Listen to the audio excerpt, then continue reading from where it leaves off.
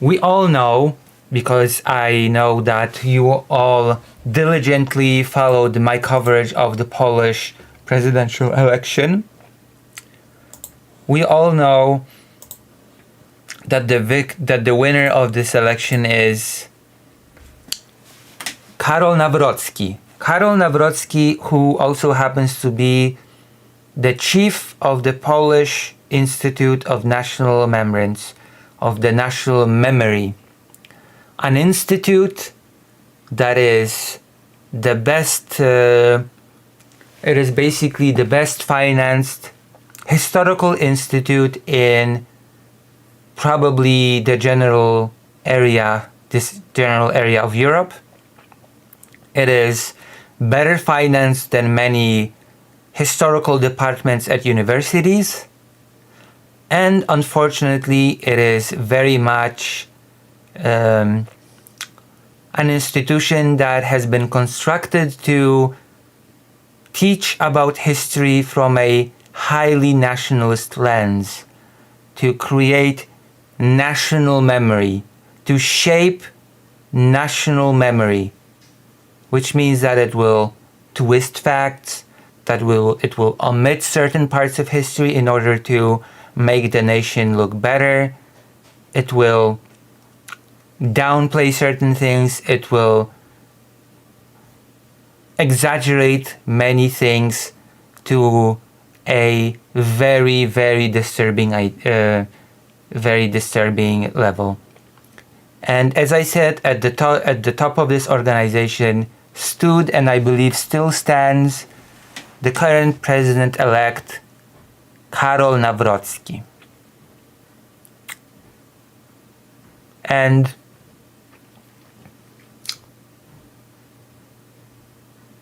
Poland, because we've been just talking about reconciliation with history, with talking about how certain difficult truths about history should be brought to light, how history should, that is definitely the call of Karol Nawrocki when the president of Ukraine, Zelensky, has written to Nawrocki on Twitter, "Congratulations on your election victory. I hope we can cooperate in a good blah blah blah manner. I hope we can work together. I hope everything can be well." And to that, Nawrocki immediately responded by saying, "Yes, but we also have to get historical matters settled. Settling of history is important. It is important. Historical truth is important, etc., etc." And quite frankly, this gives me pause. This gives me pause because under the law and justice regime, I guess I'm going to call it a regime, under the governance of the Law and Justice Party from 2015 to 2023, the Institute of National Remembrance, which was, as I said, at the top of which stands Karol Nawrocki, has been used as a tool to push false history, to push false narratives about the Holocaust. So the institute that Nawrocki is in charge of during the rule of law and justice was busy pushing false narratives about the Holocaust, pushing narratives that contradicted many historians on the matter. The government itself, together, in cooperation with the Institute of National Memory, attacked historians, censored historians, very much wanted to pretend that certain things in Poland that made the Polish nation look not very good, to censor it, to make it go away, to never talk about it. And that is the history of the Polish, I hate to say it, collaboration in the Holocaust. It is said, and I have attended quite a few lectures on it. Very interestingly, I have attended a lecture by a Polish historian that I believe permanently lectures in Canada. Very interestingly, this particular historian is linked to our favorite politician Grzegorz Braun, because Grzegorz Braun has stormed to one of this historian's lectures and destroyed the speaker through which the historian's lecture was broadcasted. So we have our little Grzegorz Braun cameo in this whole story. Oh my god, $50 from fake Kyle Parker. Thank you very much. Banana. Thank you very much. Thank you. Wow.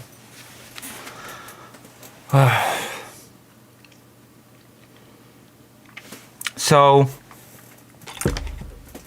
the distortion of the history of the it is 200 zlotys, which is a lot of money.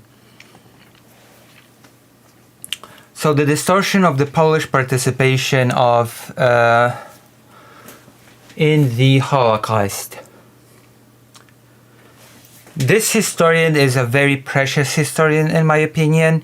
He is someone that not only touched on the topic of the distortion of the history of the Polish participation in the Holocaust, but also said something that everybody should take to heart absolutely, okay? He said that when he lectures history, he tries to ingrain a very important principle of learning about history into his students. He says that we all, when we are learning about the history of a country, a very good practice is to learn the history of a country from the perspective of its most vulnerable minorities. And then he asked the question to the people that were in the thing that I attended. Imagine, put yourself in the shoes, in the spot, in the situation of the minority when talking about history. If you were a Ukrainian in Poland before World War II, did you have a nice time? Did you have a nice life? What was your situation as a Ukrainian in Poland before World War II? What was your life like? Was it fair? Did you feel good about your situation and how things were? And then you can go from there, and then you can understand a lot of things much better. And I must say that I subscribe to this model a lot, okay? When you learn about history of a place, it is very good to learn about the history of that place from the perspective of the minorities that live there. You can learn a lot from that little exercise. And we enter because I have a few materials prepared here. Hold on. There we go. Poland's Ministry of Memory spins the Holocaust. This is an article from 2023 when the Law and Justice Party has still been in charge of Poland.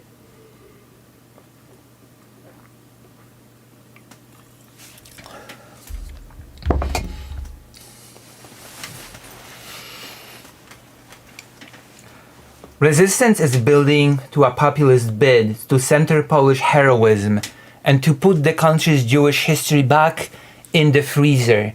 Many Poles wrestle with 80 years of myths about the legacy of Nazi occupation, believing the country's good name has been betrayed by hostile historians. While the conservative government promotes Polish virtue during World War II and sidelines Jewish victims, some Poles want to see Poland finally reckon with the realities of its 20th century history. It is very interesting that Karol Nawrocki speaks all the time of reckoning with history, of Ukraine needing to reckon with history, that there needs to be a reckoning between Poland and Ukraine, when Karol Nawrocki is at the top of the organization that did all in its power, and that is a very well-funded organization, to bury history, to not allow the reckoning of history when it comes to the Holocaust, of course. For years, Olympic slalom canoeist Dariusz Popiela, 36, trained on the Dunajec River in southern Poland during his 2020s. He paddled every day on a churning stretch between two bridges in his hometown of Nowy Sącz. He never thought that this place so familiar to him would become so the source of what can be called his memory rebellion. Popiela has always been fascinated by history. He grew up quizzing his grandfather about his childhood memories of life in Nazi-occupied Poland. But there was an enormous chapter that his grandfather had ripped out of his mental storybook of recollections. The nearly 12,000 Jews who lived in Nowy Sącz before 1939, about a third of the town's pre-war population, they had disappeared from the town's memory, absent from lessons at school. It wasn't until Popiela began his own research that he learned about the scale of Jewish life in Nowy Sącz and in Poland.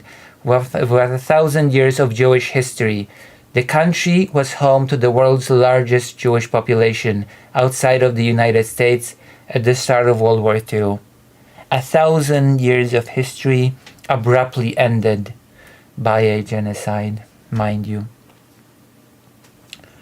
Popiela was floored when he read the details of how Jewish residents from his town were transported to the neighboring Belzec death camp. Many spent their final night in Nowy Sącz, huddled on the riverbank, exactly between the two bridges where he had paddled in his canoe so often. They saw this same view. They heard the same river voices and sounds, Popiela said when he stood by the riverbank this past May, running through some of the most picturesque scenery in southern Poland. The Dunajec River flows through steep, gorgeous pine forests and fields of tall grass, growing right up to its fast-moving waterline. Popiela pointed to families cycling by and couples walking along the river path. Half of the city disappeared and you have no memory, Popiela said, shrugging his shoulders. How is that possible? Since this discovery, Popiela had led dozens of commemorations to Jewish life across Poland through his foundation, People Not Numbers, which, interesting enough, if there is a message that I've been pushing today, it's that people are not just numbers.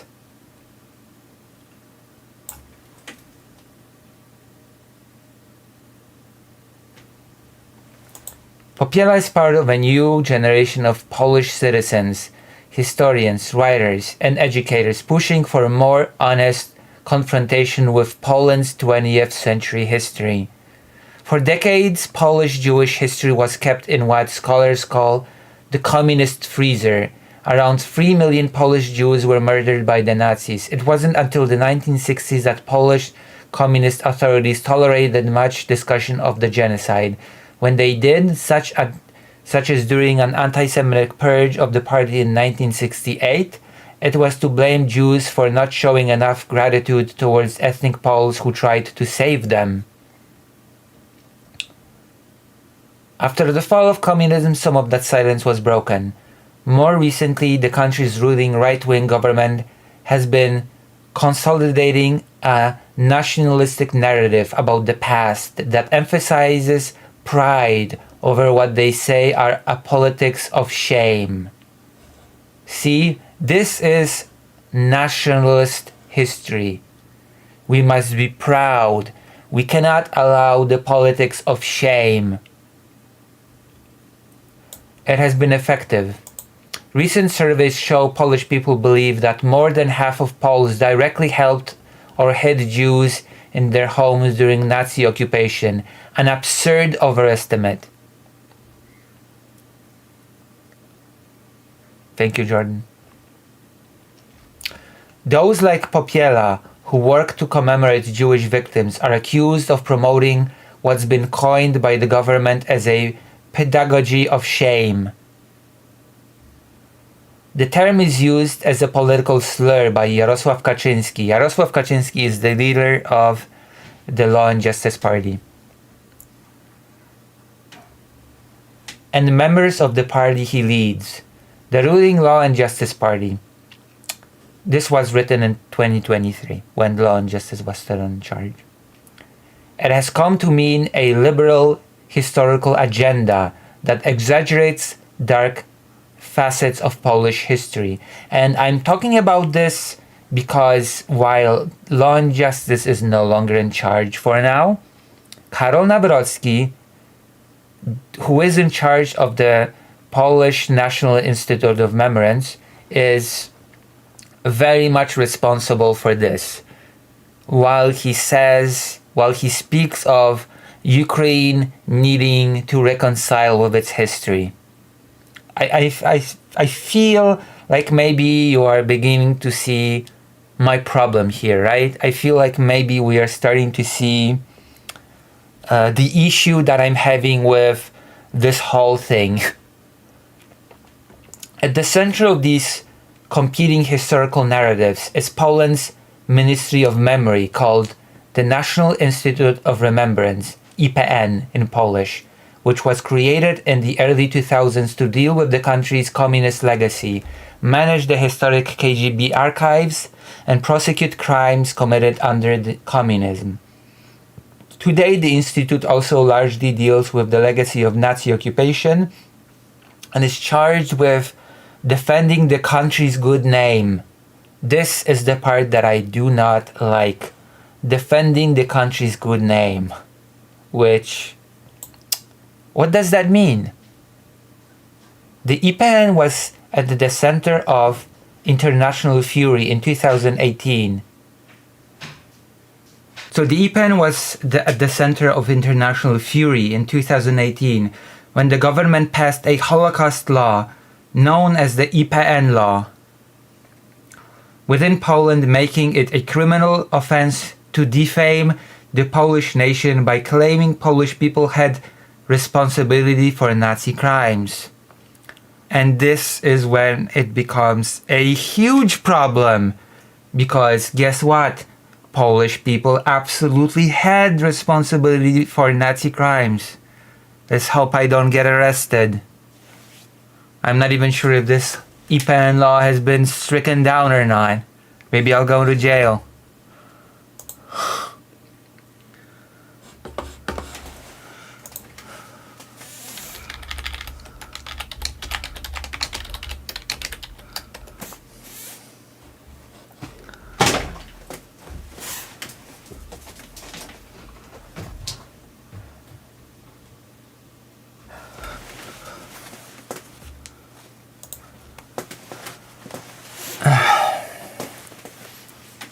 Right? The IPN is one of Poland's most powerful institutions, with its budget making it the largest institute of historical research in the country, eclipsing university history departments and independent research institutes. A one-of-a-kind bureaucratic creation, it is the country's most prolific publisher of historical texts, a prosecutor's office, a production house of historical films and games, and a major authority shaping what students across the country are taught about history in school.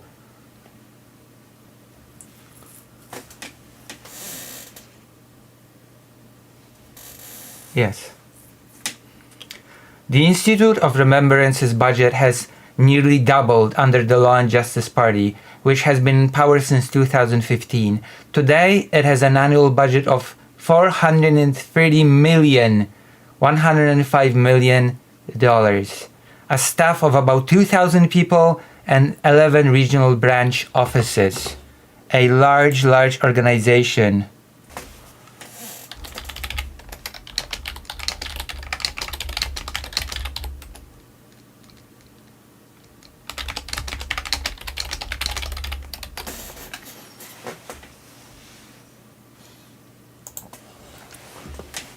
Okay, it is a big organization to be pushing narratives. And it's rich that Karol Nawrocki is talking about reconciling with history again, I will remind. With its leadership appointed by Parliament, the Institute is controversial in an already highly polarized political environment.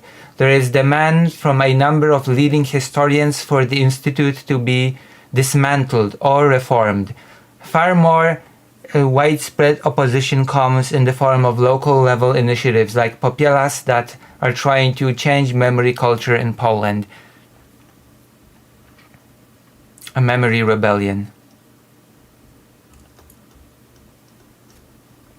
When Popiela learned about the concentration camp on the banks of the Dunajec, just steps away from the beautifully preserved town square in Nowy Sącz, his first feeling was, in fact, shame.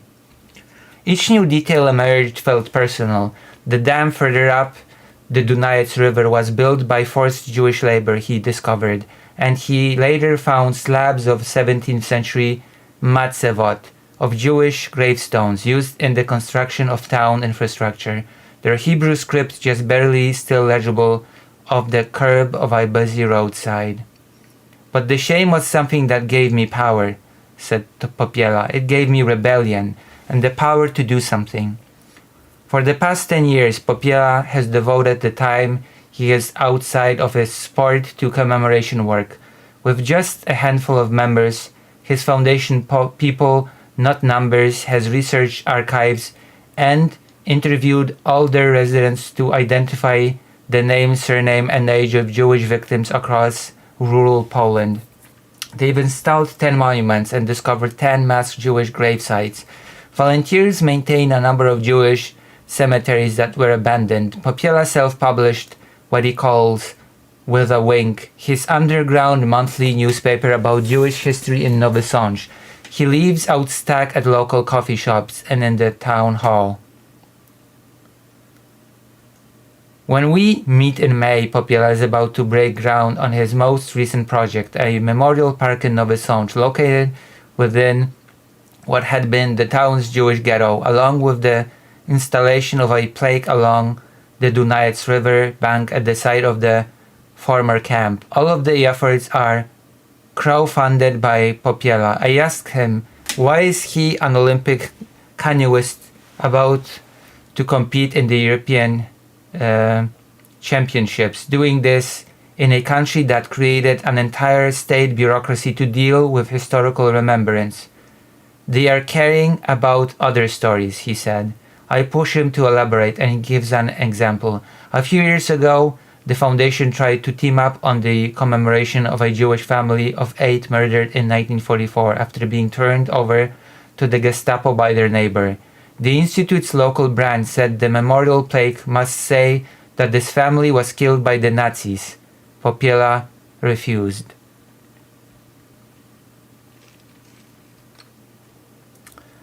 Do you put the name of the murderer of your family on their grave? Asked Popiela.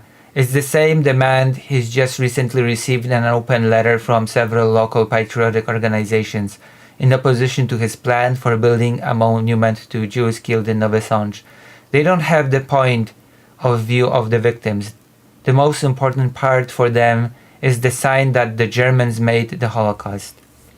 And I will also say, and this is a pretty accurate estimate in my opinion, this might shock you, this might not shock you, but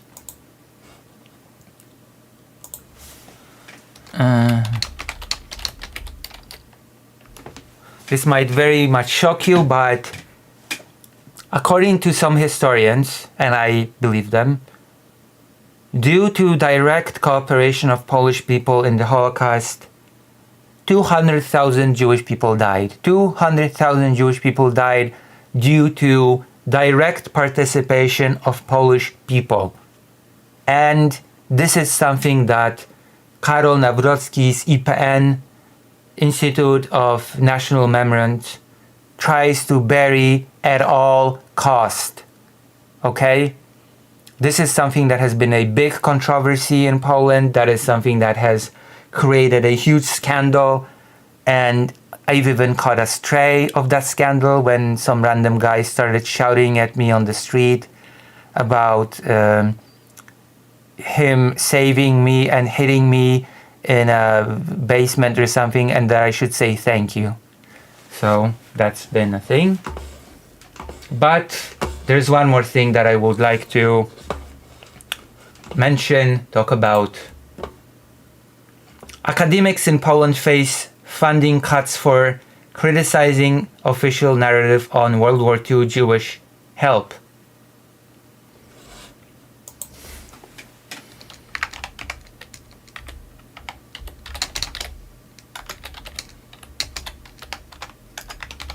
And again, this is from the time when the Law and Justice Party was in charge. Like, this is from 2023. The Law and Justice Party is not in charge anymore, but you know what? The National Institute of Memories, it still exists. The institute still exists. And Karol Nawrocki, the chief person in charge of burying history, just now became president. So keep that in mind. Polish academics have come under fire and face threats of funding cuts for criticizing the role of ethnic Poles in helping Jews escape Nazi persecution. Poland's academic freedom is under threat as scholars risk having their funding cut and being publicly shamed if their work does not align with the government's beliefs, especially their interpretation of key historical turning points such as World War II. Although independent thinking academics have been targeted before, the current onslaught was sparked by a statement by Holocaust scholar Barbara Engelking. I could try to get her on stream. On the 80th anniversary of the Warsaw Ghetto Uprising, questioning the assistance provided to Jews during the Holocaust. Experts fear this could lead to a culture of self-censorship, where Polish scholars could be wary of speaking out for fear of financial retribution.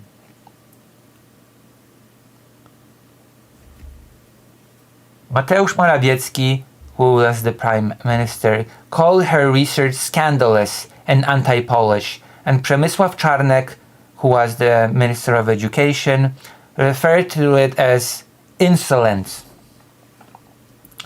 I will not propose increasing the salaries of scientists who offend Poles, Czarnek told the RMF radio station in late April. Again, national history. If facts of history offend a nation, then it has to be silenced. And the president that represents this party says that history has to be reconciled with, okay? Lectures Ukraine on the reconciliation of history. I find this just laughable. The issue could become a major talking point in a country that relies so heavily on its victimhood narrative as it approaches its parliamentary election later this year. What did Engelking actually say?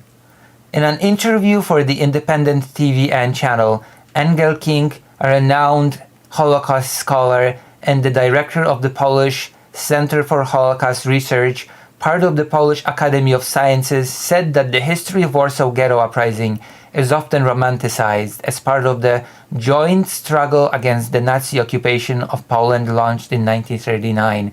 There is no doubt that the Ghetto Uprising is one of the most tragic episodes of the occupation of the Polish capital. By organizing among themselves and smuggling weapons into the ghetto, Polish Jews forced from their homes and into the ghetto decided to resist the German SS decision to send them to the Majdanek and Treblinka extermination camps in April 1943. As punishment for their refusal to surrender, the Nazis burned the ghetto block by block, killing over 13,000 Jewish people. During the interview, Engelking talked about how her research suggested the Polish population played a rather limited role in aiding the Jewish resistance.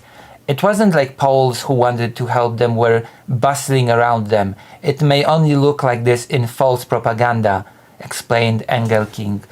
They really faced the greatest danger on a daily basis from Poles and their neighbors. There were whole gangs that watched people leaving the ghetto, approached and accosted them. Jews were unbelievably disappointed with Poles during the war.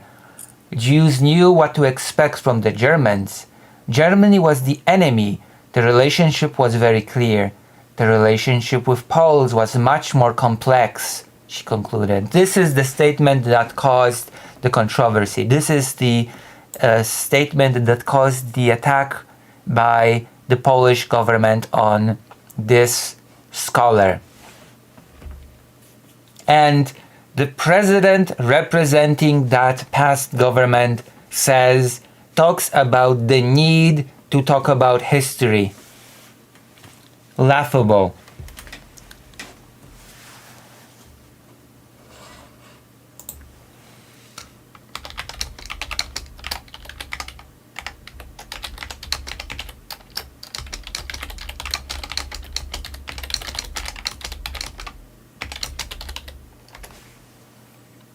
Laughable.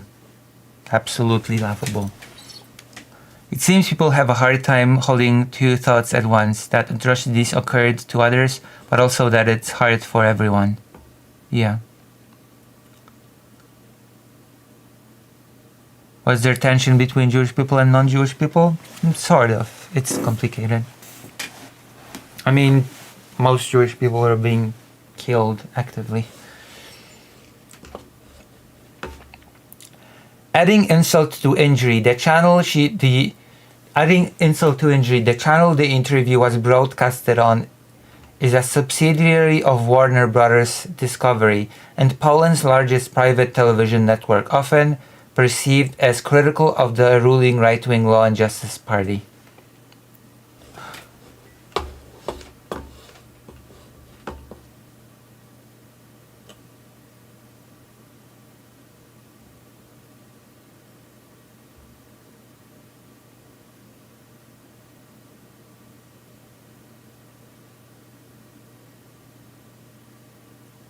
Yeah, I know what you meant. I might have misread, but I know what you meant.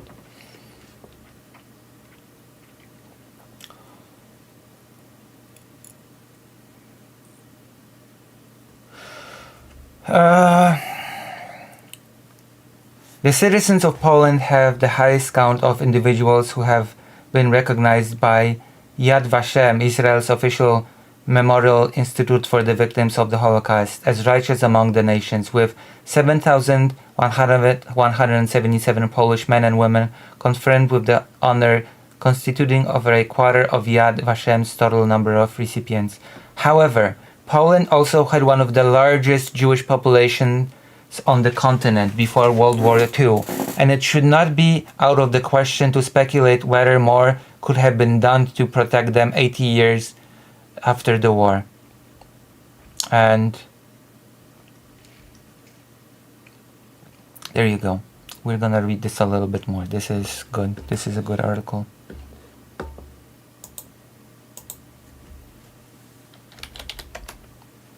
This is good.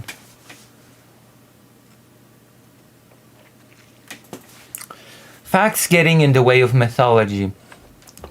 Tom Jones, a historical focus on Central and Eastern Europe, said the reactions to Engelkings are a result of reluctance by certain historians to fudge facts for the purpose of bolstering national pride. Again, the theme of this stream: history versus national history. History is interested in facts. History is interested in events that led us to the world that we live in today. national history is first and foremost interested in bolstering national pride. That is the most important thing. Engelking's comments were made as Holocaust scholar, and her research is well known, he explained, highlighting that the government has chosen to react to a statement made by an internationally acclaimed academic and is threatening to revise or reanalyze the funds at the institute where she is employed. That was a thing. That was a big thing in Poland under Law and Justice. Junes is a historian at the Institute of the Political Studies at the Polish Academy of Sciences, the institution that the ministry is considering cutting funding for.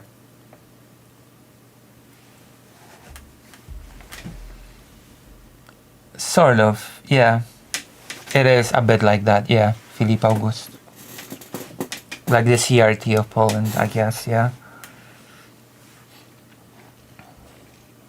The Education Minister Czarnek is now commissioning universities across the country to research commune by commune how many Poles saved Jews during World War II in order to counter these claims. In other words, he is commissioning research merely to fit outcomes he desires. But that is not how history or social science works, Junes exclaimed. Clash between painful reckoning and victimhood narratives. Junes explained that the government is opting for more comfortable position of the Polish nation being seen exclusively as a victim instead of engaging in introspective debate and prompting the mistakes of its past. Probing, not prompting, probing. Essentially, this is about martyrology. God, what a word. Essentially, this is about martyrology and the victimhood of narrative. Poles want to be seen solely as victims of Nazi and Soviet occupation, and not perpetrators, he said. And that is simply not true. And this is very interesting I'm gonna once again go there. This is very interesting in the context of Ukrainian-Polish relations. Very interesting indeed. Poland suffered greatly during World War II, with the war being officially launched after the German invasion of the country in September 1939. The country's central position on the continent and significant size meant it was the subject of a secret non-aggression pact between the Nazi and Soviet government, along with the entirety of Eastern Europe, known as the Molotov-Ribbentrop Pact. There's an old Latin phrase, "It is sweet and proper to die for one's country." Another 1920 poet would go on to call this the old lie. True.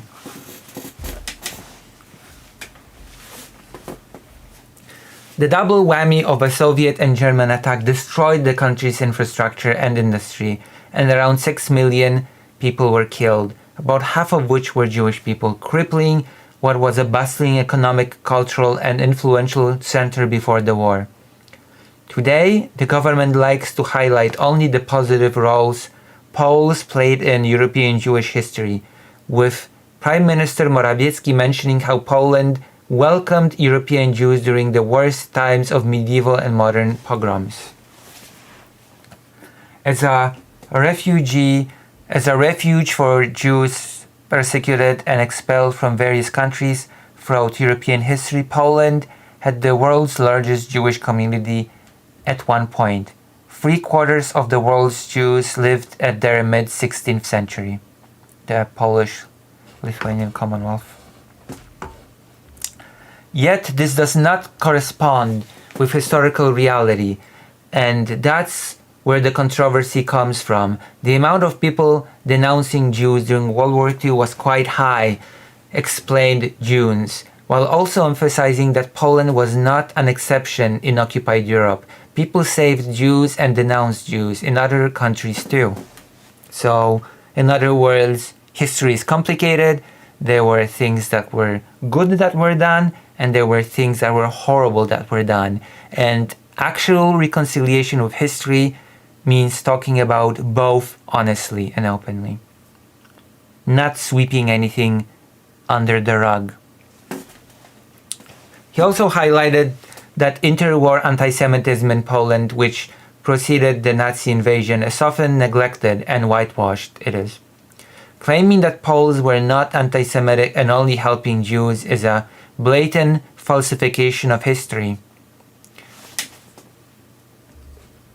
And I believe we can end here. We don't have to read about the communist era stuff. So this is a topic that I wanted to talk about in relation to Nawrocki, Karol Nawrocki becoming president.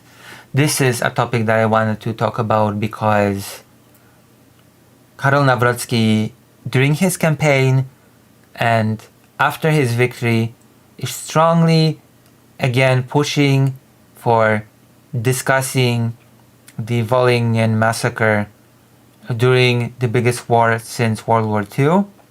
He talks about Ukraine needing to reconcile with history, that this is very important, this is extremely crucial.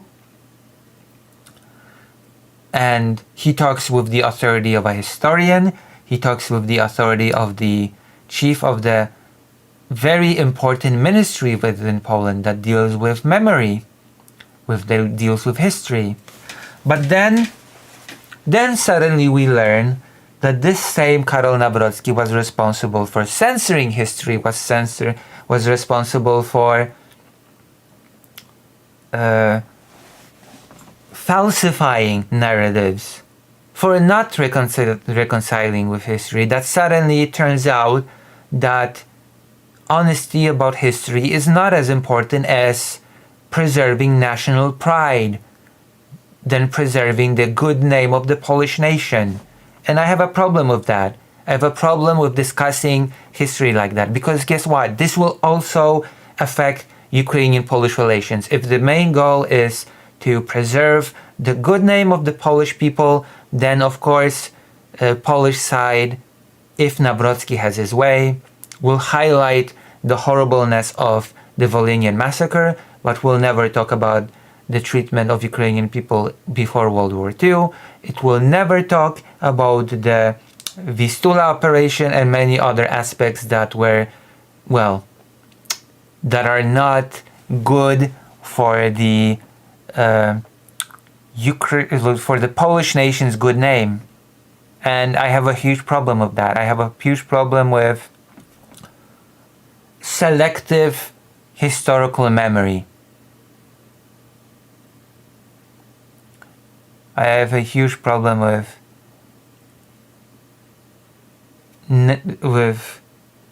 history with a national spin on it. Oh gosh, my goodness.